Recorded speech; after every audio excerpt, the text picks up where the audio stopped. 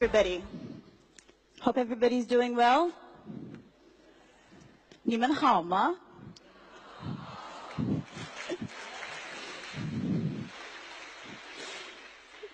Lately, I've found myself a lot more comfortable expressing my thoughts in Chinese, so please excuse me if my line of thought isn't as well organized when I'm speaking in English. But if you bear with me, I promise you will get out of here smiling by the time I end. So, as introduced, my name is HODAN OSMAN, and I come from a country called Somalia. Any of you heard of it before? Yes, that's not loud enough. Thank you. What do you know about Somalia? That's what I want to know. It's okay. I won't mind. Shout. What do you know about Somalia? 海盗. It's okay, you can say it. Number one, 海盗. Number two? Sorry? Very good. Okay, that's a lot of very good information. There's one thing you don't know about Somalia.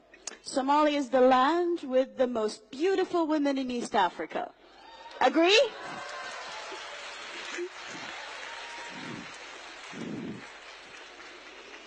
On a more serious note, Somalia is one of the most beautiful countries in East Africa. Only somebody who's been there would know, because I also only found out very recently. I'm Somali, yes, but I was not born in Somalia, and I was not raised there. I went there at a later age to discover my own home, a home that I thought was completely different, because in the media, the Somalia I saw was suffering from drought. The Somalia I saw was suffering from famine. The Somalia I saw was suffering from civil wars. So like you, in my imagination, I thought that Somalia must be a terrible place to live in.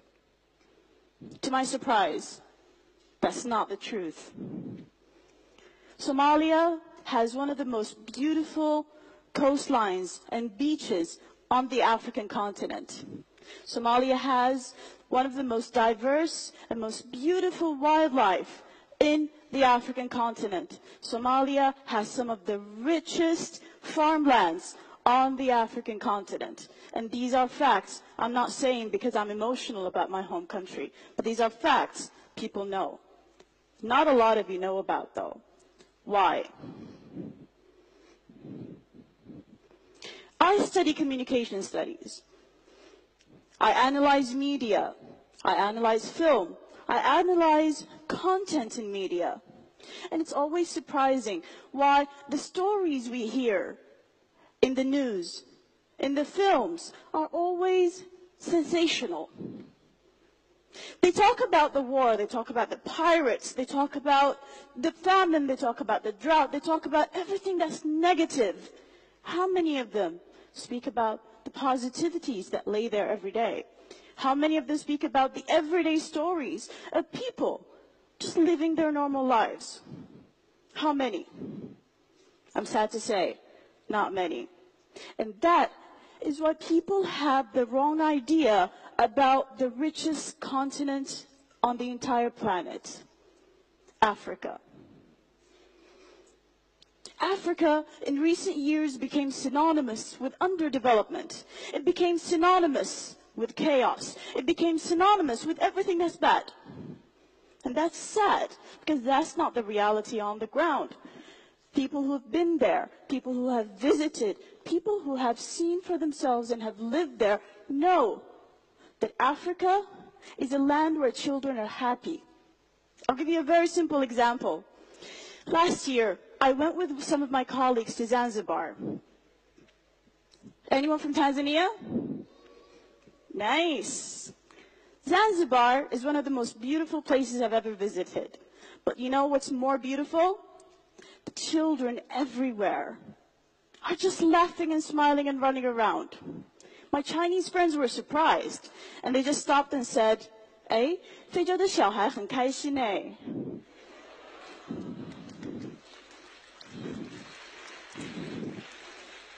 I'm like, of course, 他们很开心. Of course they're happy. They have a blue sky every day, right? It's true. They're not missing anything, and they don't know that they're missing anything. And that's the beauty of it.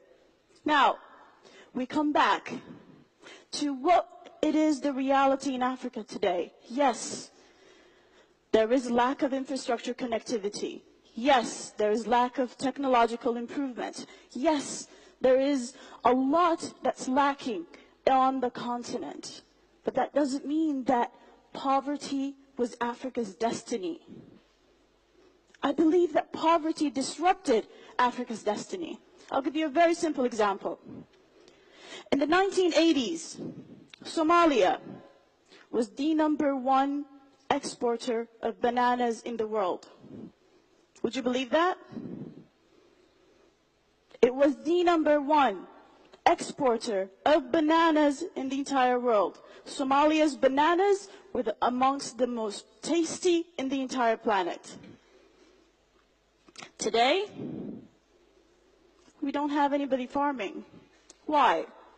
Everybody thinks there's a beautiful life in Europe, in America. They're taking boats, risking their lives, and they're dying because of illegal migration. Because they don't know what they can produce, the wealth they can produce in their own lands, right in their neighborhoods. They don't know the wealth they have. They only see in the media the high rises in New York and the beautiful streets in Paris. Wouldn't you also want to go there? 13 years ago when I came to China, almost all of my Chinese friends longed to go to America, longed to go to Europe. Why? Because they saw those places as extremely developed, as beautiful, as fascinating. Now, what about you young graduates, especially my Chinese friends here at the stage? When you graduate, where do you want to work? Beijing, Shanghai, Shenzhen, right? Am I right to assume that? Yes. Why? Because in 13 years, Beijing, Shanghai, Shenzhen became a lot more beautiful than some of the leading capitals in the world today. Last year, I visited Los Angeles, New York, Washington, London. And guess what? When I sat in the subways in these cities, I kind of felt a lot more comfortable in the subways in Shanghai.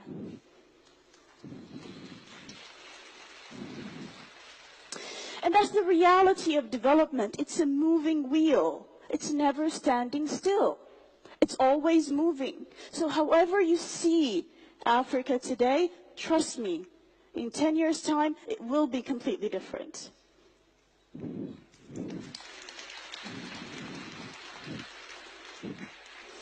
Another example. 13 years ago, I came to China. My first stop, naturally, was Beijing.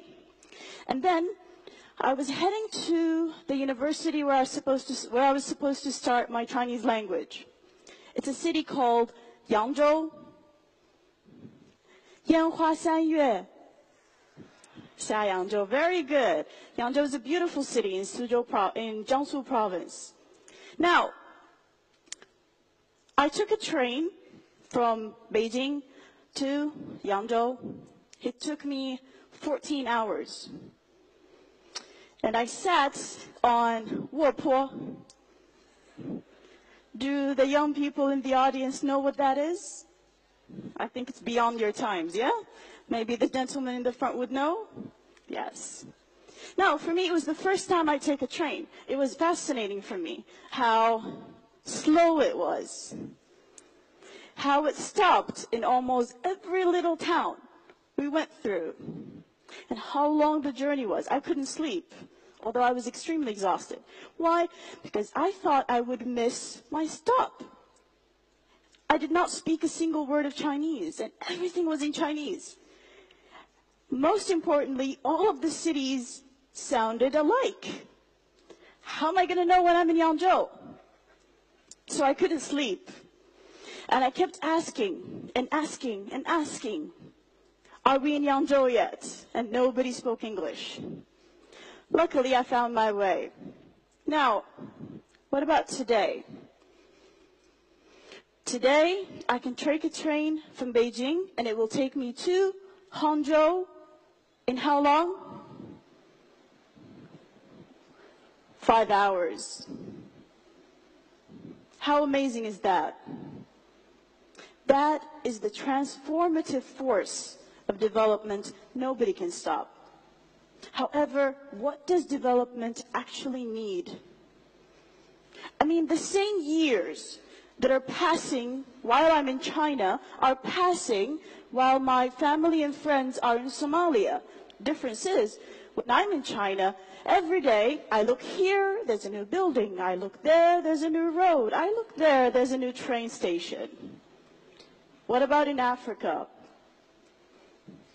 Not many countries in Africa have witnessed this kind of transformative force. Ethiopia is one, Djibouti is another, Kenya is another, but why? Let's ask ourselves, how come some countries in Africa are witnessing transformative changes in their countries and the lives of their people and the socio-economic development, while some aren't? It's because most of Africa's countries are yet to actually take a long-term vision of development into their policy of governance. And that is where China succeeded. China planned for this 40 years ago. Everything you see today was planned and envisioned and continuously implemented. We don't have a lack of plans in Africa. When I went to Somalia, I visited almost every single minister we have. I looked in their cupboards. They have these huge books of researches, of plans, national development plans, that are gathering dust. Why? Because when a new minister comes, he wants to make a new plan. When a new government comes, they scrap everything out and they come up with something new. I mean, I'm all for change and everything, but still, there is merit to continuity. And that is what we need to learn as Africans from China. Make up your mind. Where do you want to be in 50 years? Where do you want to take your people in 50 years? Where do you want to take your country in 50 years? And stick to that plan. That is the only way that the stigma that haunts every African will go away. Do you agree? Let's see some of the changes happening in the continent. This year, 2 months ago to be exact, I had the pleasure to go to Nigeria. Now, for our viewers in China, when you look at that station, do you see anything different from what you see here in China? It's quite similar, right? As I walked up, it felt so familiar. I felt like I was in Jinhua. It really looks like one of the train stations in Jinhua. Most interestingly, this is Idu Station. This is the departure hall. The only difference was, when I realized that I'm not in China, I'm in Africa, is when I saw Nigerian men, women, and children in a line trying to buy tickets and getting into the train station. This is the ticket I bought.